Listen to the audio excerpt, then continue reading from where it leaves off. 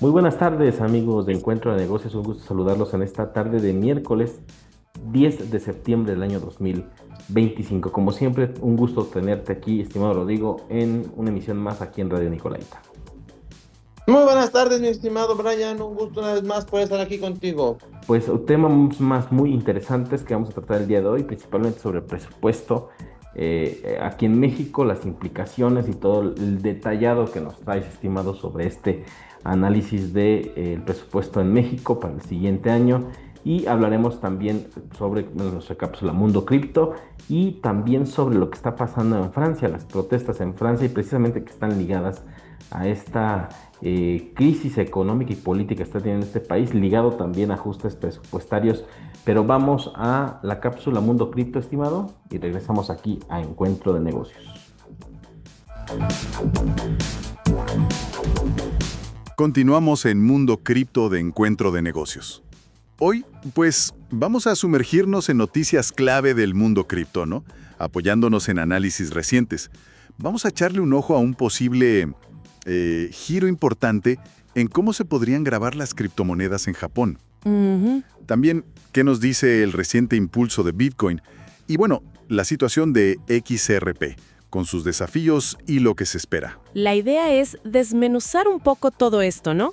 Para entender qué impacto podría tener en el mercado. Exacto. Ok, empecemos a desempacar esto. Lo de Japón. Están evaluando una reforma fiscal importante para las criptos allá. Sí, fíjate que actualmente las ganancias pueden llegar a tributar hasta un 55%. Es muchísimo. Uf, sí. Es un sistema progresivo bastante fuerte que, pues, francamente no invita mucho a invertir, ¿verdad? Para nada. Y la propuesta ahora es, bueno, pasar a una tasa fija del 20%. Mucho más parecida a cómo funcionan las acciones. Ah, ok. ¿Y para cuándo sería eso? La idea es para el año fiscal 2026. Y vendría, digamos, con reglas más claras. Por ejemplo, poder compensar pérdidas durante 3 años. Eso es importante. Y también medidas contra el uso de información privilegiada, ¿sabes? Algo más estándar, como en otros mercados financieros. Claro. Es un cambio bastante notable, ¿no? Si pensamos que vienen de regulaciones súper estrictas después de los hackeos de mt.gox, Coincheck. Totalmente. Es un giro hacia un enfoque más amigable con la Web3, impulsado por el Partido Liberal Democrático. Y bueno, la Agencia de Servicios Financieros, la FSA, lo está detallando. ¿Y qué implicaría este cambio, si se concreta? Más allá de pagar menos impuestos, claro. No solo atraer inversión local, sino también posicionar a Japón como un competidor serio. Frente a otros centros como Singapur, me imagino. Exacto. Y se alinea con su estrategia económica esta del nuevo capitalismo y su interés en Web3. Ya se ven algunas señales, como Metaplanet, esta empresa que tiene bastante Bitcoin. Sí, la he oído nombrar. Pues acaba de entrar al índice FTSE Japan. Claro, o sea, la volatilidad sigue siendo un tema y falta la aprobación final del Parlamento, pero la señal es potente. Sí, es interesante cómo un cambio regulatorio puede mandar señales tan fuertes al mercado. Y bueno, hablando de movimientos, Bitcoin recientemente superó los $114,000. Hay un analista conocido, Rekt Capital, que menciona que no solo se rompió una tendencia bajista local, sino que está presionando una resistencia clave, cerca de los $113,000. Y parece que se debilita esa resistencia, ¿no? Eso dice. Pero lo que me llama la atención es su idea de que es poco probable que Bitcoin ya haya tocado techo en este ciclo. Argumenta que los ciclos tienden a alargarse, no a acortarse. Y eso, fíjate, conecta bien con lo que se ve en los análisis de liquidez del mercado. Ah, sí.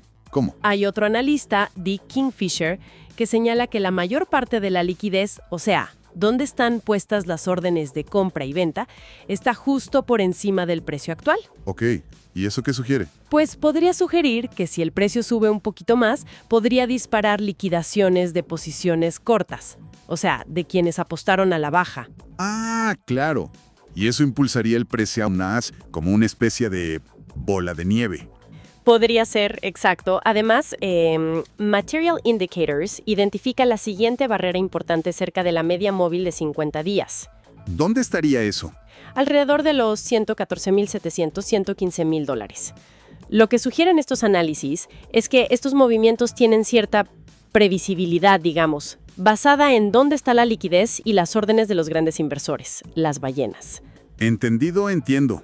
Ahora si cambiamos de tercio y miramos a XRP, la historia parece diferente, ¿no? Sí, ha tenido un rendimiento inferior al mercado general últimamente. Cayó por debajo de los $3. Y eso que tuvo un buen repunte hace unos meses, ¿no? Pero ahora parece que choca con resistencias técnicas. Mencionan la media móvil de 30 días en 2.97, un nivel Fibonacci en 2.95. Exacto. Y los indicadores de impulso como el MACD sugieren que la fuerza se está debilitando. El RSI está como neutro. Parece que los $3.05 se han vuelto un techo psicológico, un punto donde la gente vende. Sí, totalmente. Y la pregunta es, ¿por qué esa presión a la baja? Hay datos on-chain, de la cadena de bloques, que muestran transferencias bastante grandes de XRP. ¿De quiénes? De grandes tenedores, las ballenas también. Unos 180 millones de tokens que se movieron hacia exchanges. Órale. ¿Y eso qué puede significar? ¿Toma de ganancias? Podría ser toma de ganancias. O quizás, precaución. Hay decisiones regulatorias pendientes en octubre por parte de la SEC en Estados Unidos. Ah, claro, lo de los ETFs de XRP. Exacto. Y eso genera incertidumbre, a pesar de que la CFTC, que es otra agencia de EUS, lo clasificó como commodity no hace mucho. Sí, recuerdo que eso le dio un empujón al precio en su momento, ¿verdad? Sí, así fue. Entonces, hay señales mixtas. Por un lado, esa clasificación de la CFTC fue positiva. Y Ripple, la empresa, sigue avanzando, solicitando una licencia bancaria a la OCC, haciendo alianzas con bancos como BBVA. Ok, no todo es negativo entonces. No, pero la incertidumbre sobre la decisión de la SEC con los ETFs, pues crea cautela. Los analistas ven soportes clave entre $2.84 y $2.95. ¿Y si logra superar los 3.05? Podría haber potencial alcista, pero las proyecciones, la verdad, varían muchísimo. Van desde $3.50 a corto plazo hasta visiones súper optimistas de 19.27 a largo plazo. Refleja esa misma incertidumbre que comentamos. Ya veo. Entonces, resumiendo un poco lo que platicamos, vemos a Japón que podría estar redibujando su mapa regulatorio cripto, haciéndolo más atractivo. Bitcoin, por su parte, muestra señales técnicas interesantes, ¿no? Que sugieren que su historia alcista, pues, quizás no ha terminado. ¿Cierto? Y XRP, bueno, en una encrucijada, influenciado por factores técnicos, por lo que hacen los grandes jugadores y, claro, por la sombra regulatoria. Definitivamente es un espacio que no deja de moverse. Y quizá una reflexión final para quienes nos escuchan. Si juntamos estas piezas, la evolución regulatoria en un país tan importante como Japón, la estructura del mercado de Bitcoin que se ve en su liquidez y este interés institucional y regulatorio que no cesa alrededor de XRP y Ripple, ¿qué nos dice todo esto sobre cómo las criptomonedas se están integrando, o bueno, intentando integrar en el sistema financiero tradicional? Es una buena pregunta. Estamos viendo una maduración acelerada. Es algo para seguir observando de cerca, definitivamente. Nos escuchamos el próximo miércoles en Mundo Cripto de Encuentro de Negocios.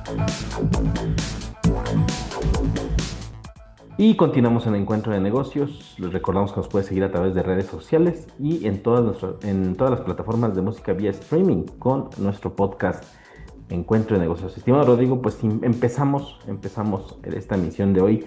Platícanos, el presupuesto de egresos en nuestro país ya empezó a debatirse, platícanos. Así es, mi estimado Brian, ya salió el presupuesto no es el presupuesto, el paquete económico 2026, el cual dentro de él viene el presupuesto de la federación.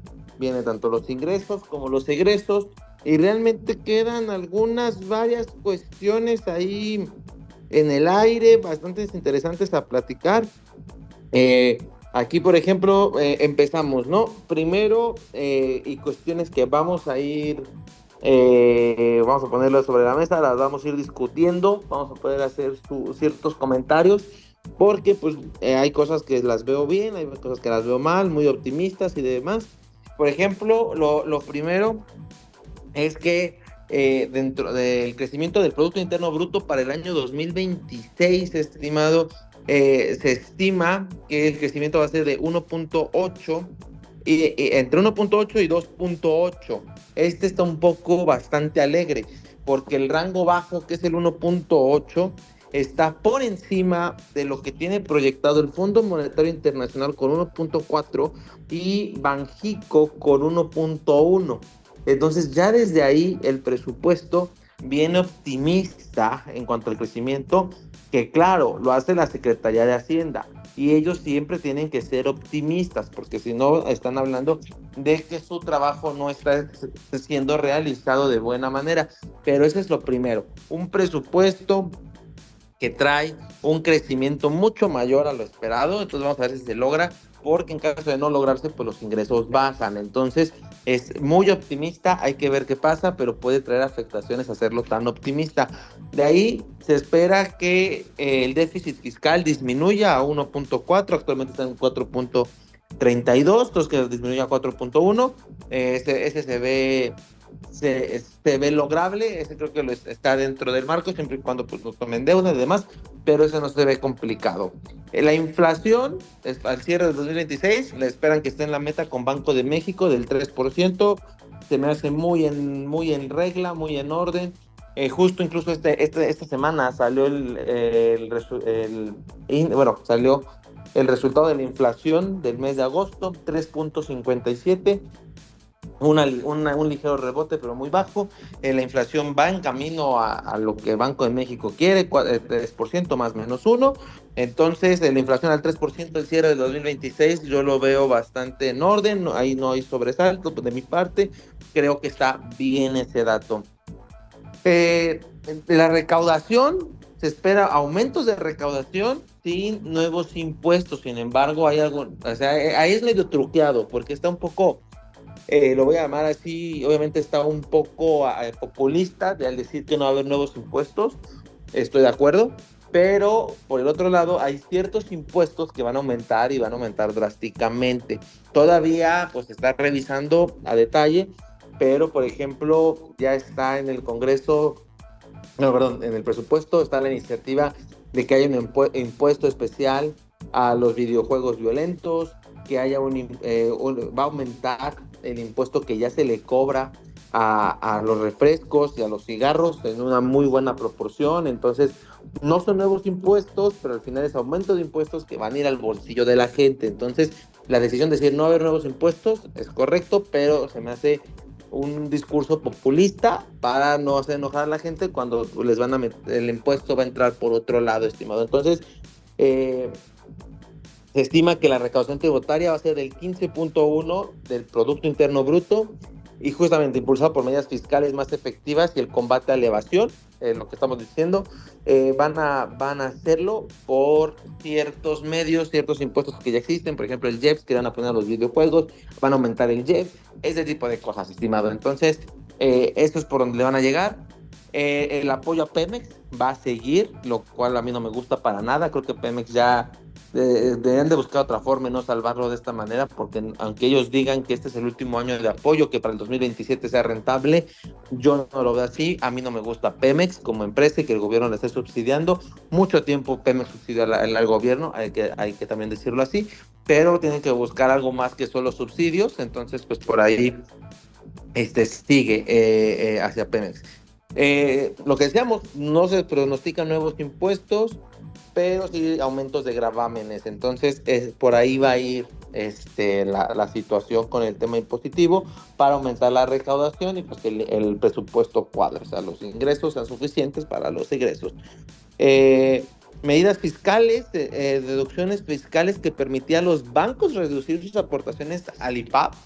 Este es muy interesante, ya no va a ser deducible, y con esto el gobierno espera generar 10,000 millones de pesos en sus arcas. Entonces, es muy interesante que lo hagan. Ahora sí que puede ser un arma de doble filo, porque ya los bancos no van a tener incentivos más allá de los regulatorios de aportar al IPAP. Y entonces, sobre todo que estas aportaciones justamente estaban muy concentradas, bueno, siguen estando muy concentradas en los 4 principales bancos. Entonces, obviamente lo hacen por un tema de recaudación para disminuir impuestos. El que ya no lo puedan hacer. Vamos a ver qué tanto hacen aportaciones ahora al IPAP, que pues nace como el seguro, es el Instituto para la Protección del Ahorro Bancario. Entonces ahora que no se va a hacer esas aportaciones al fondo del IPAP, pues vamos a ver qué pasa, pero pues sí pierden un incentivo bastante interesante los bancos. Por el otro lado, el gobierno prevé un aumento muy significativo de sus ingresos por esta medida. Y antes de decir que si populista, que si no, lo que sea, Estados Unidos no lo tiene. Estados Unidos no tiene este beneficio fiscal, entonces de ahí lo están tomando y están alineando los bancos. Entonces, yo más bien del lado populista de que si un banco quiebra no haya suficientes fondos, no me gusta, pero pues al final hay que cobrarle a los bancos, al final hacen aportaciones para un seguro para ahora sí que para los ahorradores, entonces tienen que ser precavidos ellos en no generar más bien pérdidas. Entonces, decisión interesante, esta la pongo como interesante. Obviamente en el sector empresarial no gusta por el sector de los bancos que se ven afectados, entonces puede haber malas noticias de esto, pero o sea, que las noticias saquen malos reportes de lo que puede pasar y demás porque le están pegando al gremio, pero pues se me hace interesante, no diría buena o mala, pero se me hace bastante interesante esta. Vamos a ver cómo funciona, pero este es interesante, muy muy interesante.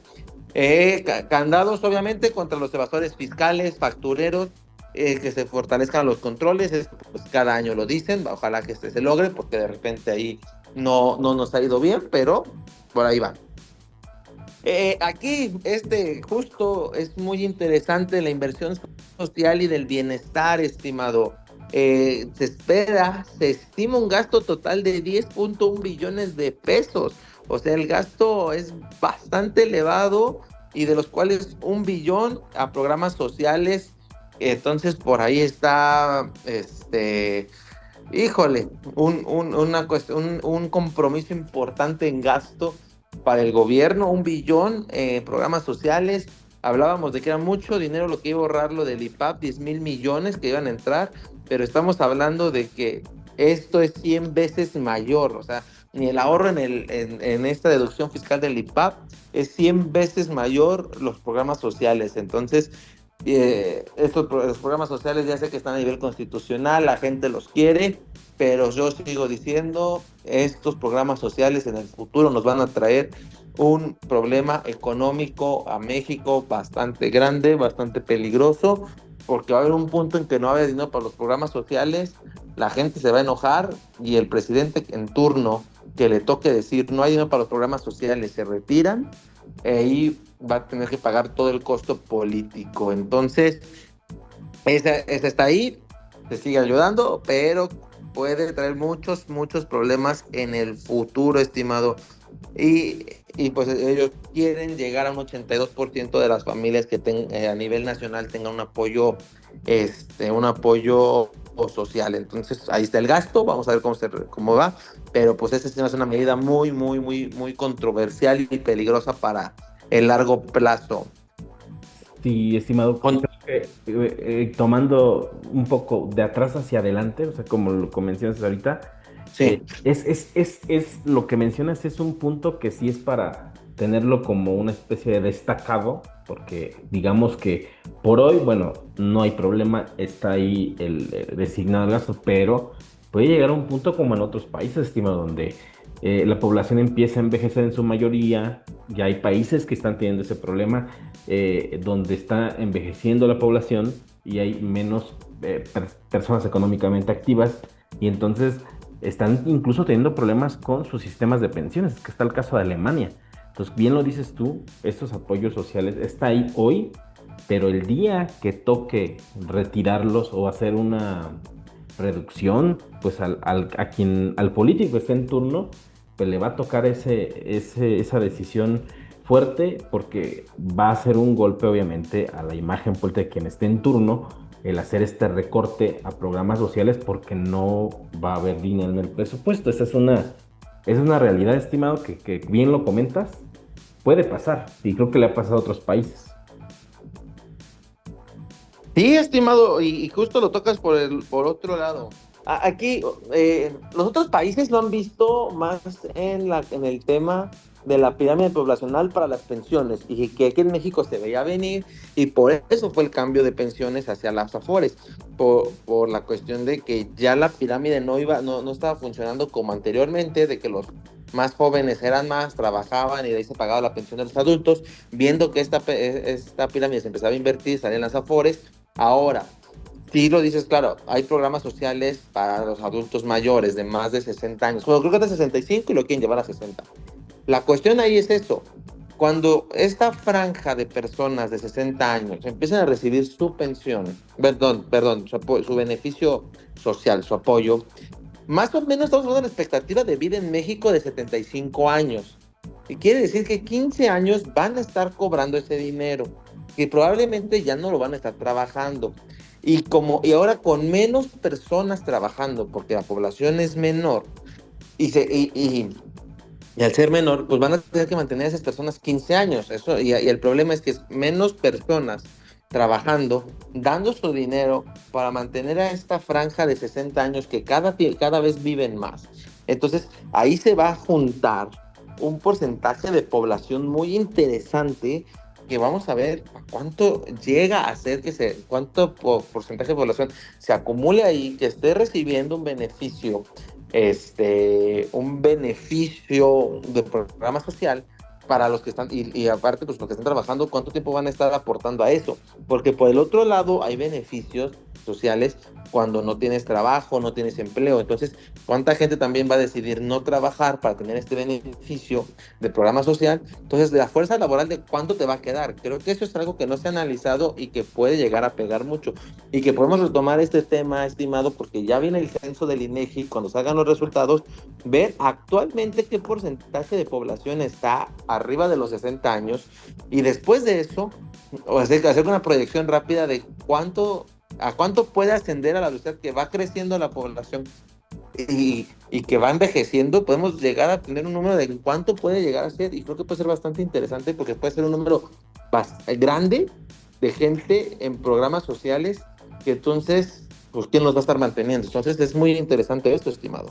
Sí, y tocamos otro punto que mencionaba sobre no hay nuevos impuestos, que bueno, eso de alguna forma es de alguna forma favorable, si lo puedo decir así, pero está el aumento a otros que ya existen, y que es una forma de seguir recaudando más. También la perspectiva de recaudación que se tiene es más alta, y también lo interesante es cómo será también para el pequeño contribuyente y para el contribuyente grande, cómo será esa manera de recaudar, que no sabemos si vaya a ser un poco más, no quisiera llamar la palabra agresivo, pero a lo mejor que pudiera ser un poco más intenso, de que el fisco pues pretenda cobrar impuestos de manera un poco más certera, y con a lo mejor con menos posibilidad de devolución para algunos. Muchos que en este año se quejan muchos de ello, que su devolución, un pequeño contribuyente, su devolución no fue aprobada. Bueno, hay veces que son por muchas características, hubo ocasiones donde ni siquiera hubo un motivo como tal. Entonces,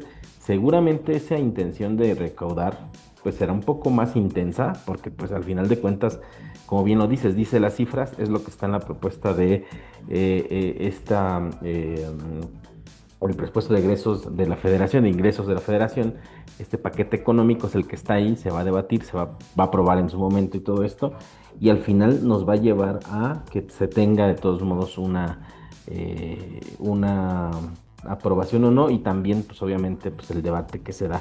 Y fíjate, estimado, que lo quiero conectar, y como bien lo estás hablando, lo que está pasando en Francia, por ejemplo, las protestas que están pasando fue por un recorte de casi 50,000 millones de dólares, pero esto va ligado también a que, pues como muchos países desarrollados, Francia está enfrentando un problema demográfico de envejecimiento poblacional, y hay menos trabajadores que pagan impuestos y más personas que cobran la pensión del Estado. Entonces, hace 2 años Francia ya había hecho una especie de reforma donde la edad de jubilación pues se aumentaba de 62 a 64 años a los nacidos a partir del 1968 en adelante.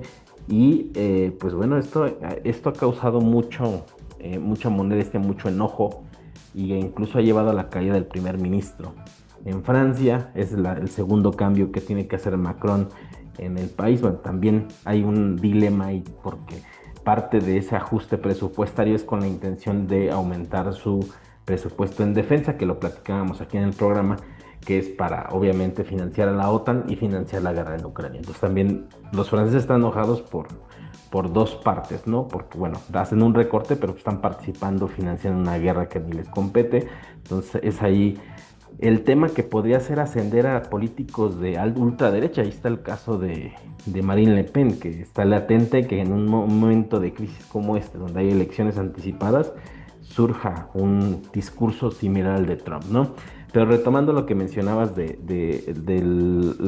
cuestión de los apoyos sociales en México, tarde o temprano, estimando, pues llegará un punto en el que varios factores se van a conjugar y va a ser muy difícil que se continúe con ese tipo de apoyos o tenga que aumentar la recaudación porque de alguna parte tendrá que salir el dinero. Así es, estimado, justamente es eso. Los países europeos tienen más este problema porque allá han dejado de tener hijos desde hace tiempo, entonces la pirámide poblacional ya viene inclinada, volteada desde ese más tiempo. Y justamente es eso, lo que puede llegar, las cuestiones presupuestarias, que no haya suficiente dinero para todos, eso es algo que es muy probable que pase, estimado, como dices, y lo estamos viendo ahorita en Francia y luego es otro y así sucesivamente. Entonces, sí es un tema bastante complicado, estimado, bastante, y nos puede llegar a pegar. Ahora incluso tú tocabas el tema de la declaración anual. Ahora hay otro tema.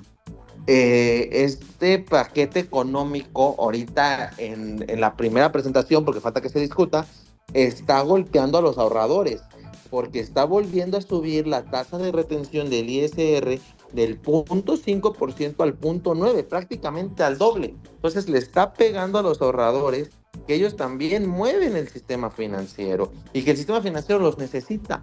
Ahora, entre baja de tasas y con tasa tan alta de retención, lo que va a buscar el gobierno es que ese dinero se gaste, que circule. Eso es lo que parece que se va a buscar.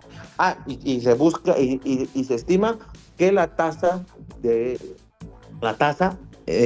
México, la tasa de referencia, cierre en 6%. Datos financieros para interesantes, pero vea, 6%, estimado, y prácticamente un 1 de retención, 5%, y la inflación al 3%, la ganancia real es 0.2%, bastante baja. Obviamente estamos regresando a la realidad, porque eso debería de ser, las tasas reales que tendríamos eran demasiado altas, pero para darnos una idea de cómo viene este panorama, estimado.